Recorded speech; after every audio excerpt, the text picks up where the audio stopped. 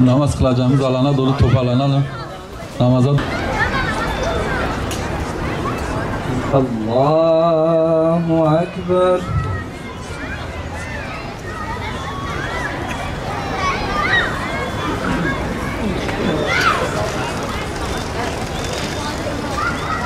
عليهم ولا الضالين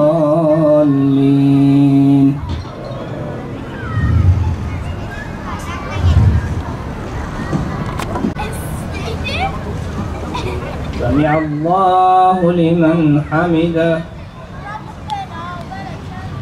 الله أكبر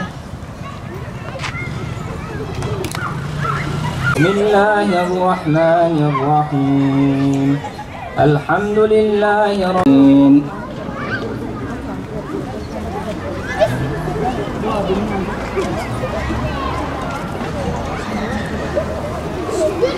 الله أكبر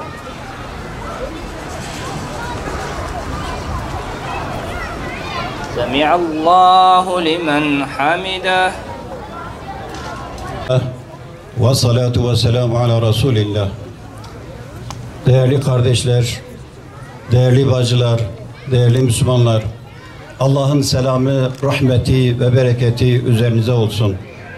Malumunuz bugün dünya buna şahit, herkes buna şahit. Evet, Gazze görünürde belki yok olmuş gibi görünüyor ama Gazze'de direniş devam ediyor.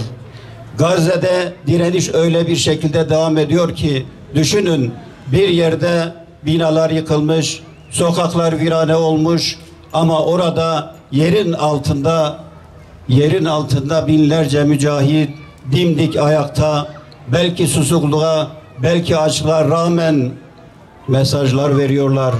Bize yol gösteriyorlar. Duaya varana kadar bize yol gösteriyorlar. Şöyle şöyle dua edin diyorlar. Yani bu gerçekten de sıradan bir şey değildir. Bugün destanlar yazıyorlar oradaki kardeşlerimiz. Bedirler yaşanıyor bugün Gazze'de. Hani Peygamber Aleyhisselatü Vesselam sahabeleriyle, arkadaşlarıyla Bedir'e giderken o gece Allah Resulü Aleyhisselatü Vesselam sabaha kadar dua ediyordu. Ellerini kaldırmıştı. Hani hatta öyle bir dua ediyordu ki Hazreti Ebu Bekir radıyallahu anh diyor ki Allah Resulü Aleyhisselatü Vesselam zaman zaman ellerini öyle bir kaldırıyordu ki üzerindeki cübbesi yere düşüyordu ve Hazreti Ebu Bekir onu alıp tekrar omuzuna alıyordu. Allah Resulü Aleyhisselatü Vesselam dediğimiz gibi bazen öyle bir ellerini kaldırıyordu ki neredeyse vücuduyla ayağa kalkıyorcasına dua ediyordu. Yani bunlar sıradan şeyler değildir. Sıradan şeyler olsaydı elbette Allah Resulü Aleyhisselatü Vesselam yalvarırcasına, yakarırcasına ve için Rabbine haşa dua etmezdi boşuna. Elbette ki bunların bir karşılığı vardır. Çünkü bizleri yoktan var eden Rabbimiz bizleri bizden daha iyi biliyor, bizleri bizden daha iyi görüyor ve o Rabbimiz her şeye kadirdir. Elbette bu acizlik değildir. Allah'a yalvarmak acizlik değildir haşa. Çünkü biz bir beşere, bir insana yalvarmıyoruz. Biz alemlerin Rabbi olan Allah'a yalvarıyoruz. Ona yakarıyoruz. Ondan yardım diliyoruz. Ve yine Hazreti Ebubekir radıyallahu anh hani diyor ya, ey Allah'ın Resulü daha artık yeter. Allahu Teala seni inşallah mahcup etmeyecek. Senin inşallah duanı kabul edecek. Ve Allah Resulü Aleyhisselatü Vesselam'ın duası kabul oldu ve gökten tabi Bedir başladıktan sonra gökten melekler Cebrail Aleyhisselam, Mikail Aleyhisselam ve İsrafil Aleyhisselam'ın mahiyetinde binler melek o gökten iniyorlar ve inince şeytan ve yaverleri kaçıyorlar. Ve bugün de Allah'ın izniyle bizler ellerimizi kaldıracağız. Rabbimize yalvaracağız ve Allahu Teala inşallah o görünmeyen ve görünen ordularını inşallah gönderecektir. Rabbim inşallah bizleri de uyanık olanlardan eylesin. Rabbim bizleri bir an bile gaflette olanlardan eylemesin ve tekrardan sizlere teşekkür ediyorum. Bu saatte buraya geldiniz ve inşallah ellerimizi açacağız. O kardeşlerimiz için, kardeşlerimizin kurtuluşu, Müslümanların kurtuluşu ve insanların kurtuluşu için inşallah Rabbimize yalvaracağız. Sadece burada değil, inşallah gecede, sabah ser vakitlerinde de inşallah ellerimizi açacağız.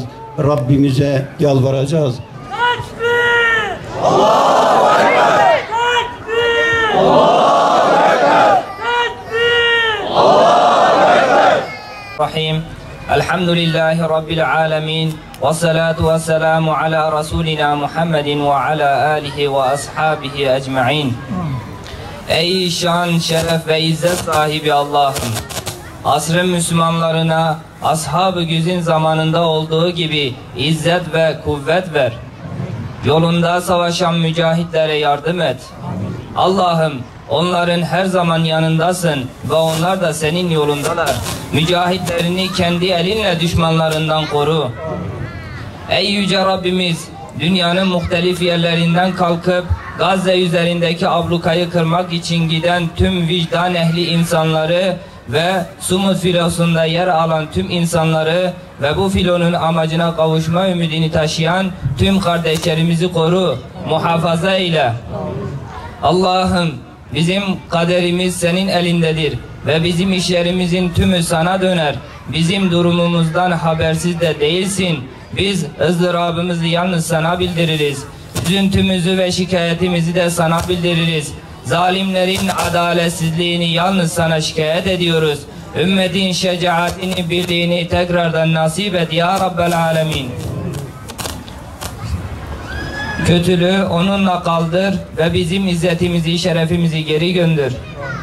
Allah'ım, onların hepsi seni bilmekteyken yeryüzünde fesadı yayıyorlar ve senin dinini aşağılıyorlar. Allah'ım, sen hepsinden haberdarsın ve hepsinden güçlüsün. Onlara gücünle karşılık ver. Onların tuzaklarını başlarına geçir. Şüphe yok ki sen tuzakları en güzel şekilde boşa çıkaransın. Ya Rabbel alemin, ya hayy ve kayyum olan Allah'ım, ey celal ve ikram sahibi, ey duaları duyan ve dualara icabet eden Allah'ım, tüm dualarımız sanadır. Senden başka duaları kabul edecek yok. Bana dua edin, duanıza icabet edeyim buyuruyorsun. Ellerimizi açtık ve sana yalvarıyoruz. Allah'ım, dualarımıza icabet et. Allah'ım, dualarımızı kabul buyur. Ey müheymin ve cebbar olan Allah'ım, la ilahe illallahul azim, la ilahe illallahu rabbul arşil azim, la ilahe illallahu rabbus semavati ve rabbul ardi ve rabbul arşil kerim. Allahümme accil li ehli Gazze bil ferec. Allahümme gfir lil mu'minine vel mu'minat vel muslimine vel muslimat el ahyai minhu vel envat. İnneke semi'un qaribun mucibud da'vat ya Rabbel alemin.